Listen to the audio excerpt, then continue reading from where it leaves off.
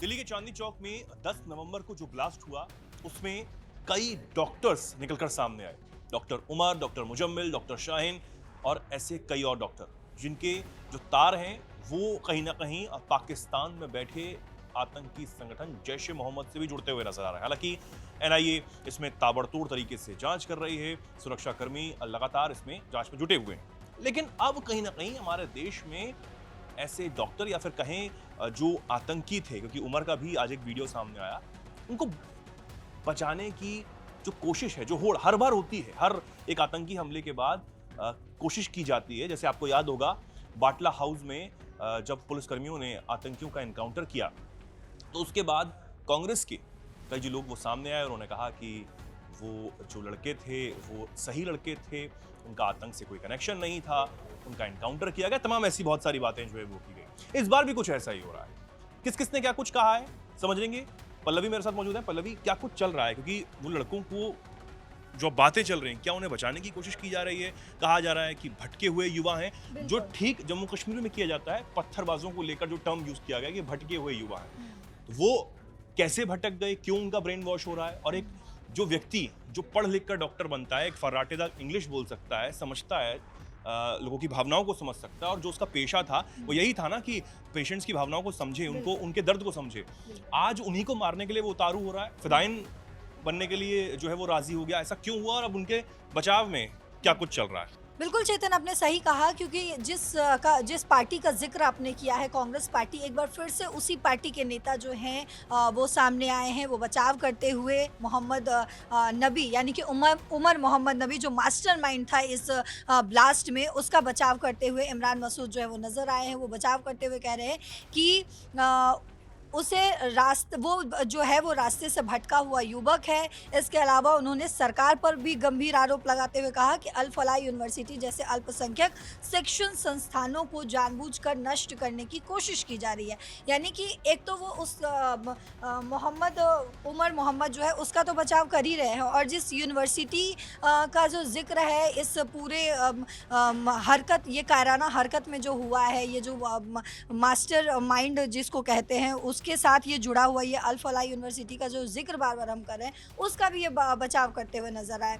तो इस ब्लास्ट के दौरान दिल्ली में लाल किले के पास जो डॉक्टर उमर मोहम्मद नबी ने खुद को कार समेत उड़ा लिया था, और एक और जो वीडियो आज सामने आया, धमाका मतलब बहुत ज़्यादा तेज़ था। इन तमाम घटनाओं के बाद उमर मोहम्मद का एक और वीडियो सामने आया है, जो आज हमने दिखाया भी अपने दर्शकों को, जिसमें उसने आत्मघाती बम विस्फोट को सही ठहराने की भी कोशिश की।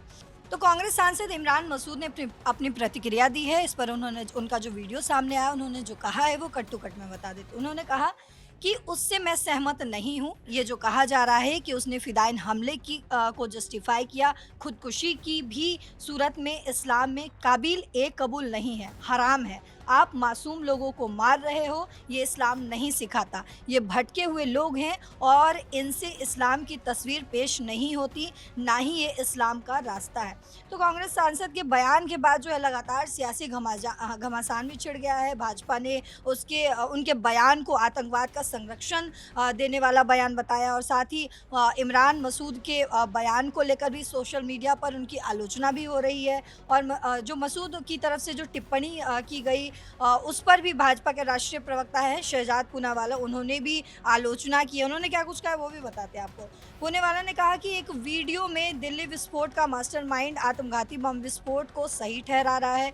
दूसरी ओर आतंक के एक चतुर चिकित्सक की तरह कांग्रेस सांसद इमरान मसूद कह रहे हैं कि ये लोग गुमराह युवा हैं।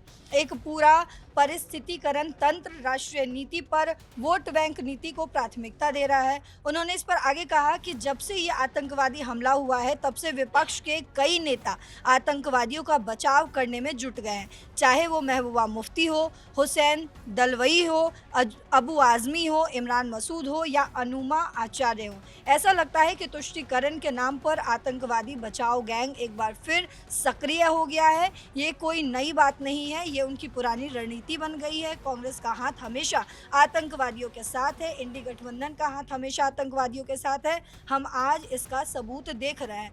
तो जिस तरीके से बयान दिया है इमरान मसूद ने, और कहा है कि उमर जो इस पूरे प्लान का मास्टरमाइंड था और जिसकी इस आतंकी हमले में मौत हो चुकी है, उसको कहीं न कहीं ये बचाव देते हुए नज़र आए और सिर्फ़ इसी को नहीं बल्कि उस यूनिवर्सिटी के भी तरफ से कहीं न कहीं वो बोलते हुए नज़र आए कि अल-फलाह यूनिवर्सिटी जो है वो अल्पसंख्यक शिक्षक संस्थान है, उसको आप घेरने की कोशिश कर रहे हो। तो इस तरीके से वो तमाम बयान देते नज़र आए, तो अब इस तरीके का बयान देंगे चेतन तो लेकिन ऑब्वियस सी बिल्कुल बात है। सवाल जो है वो खड़े होंगे, लेकिन सबसे बड़ी बात है कि चाहे वो अल फलाह यूनिवर्सिटी हो या फिर डॉक्टर उमर हो, डॉक्टर मुजम्मिल हो, डॉक्टर शाहीन हो या फिर नासिर हो, जो भी पकड़े गए हैं, उनका कनेक्शन कहाँ से जुड़ रहा है? क्या इस पर जो मसूद हैं वो नहीं बोल सकते, या फिर जो पहले किस तरीके से कहा जा रहा है कि आप सिर्फ एक धर्म को लेकर टारगेट कर रहे हैं, जो भी लोग जुड़ रहे हैं या फिर मिले हैं, सबसे बड़ी बात यह है कि वो एक ऐसे पेशे से आते हैं जहां पर भगवान के नाम पर माना जाता है, भगवान माना जाता है। और हमने देखा कोविड में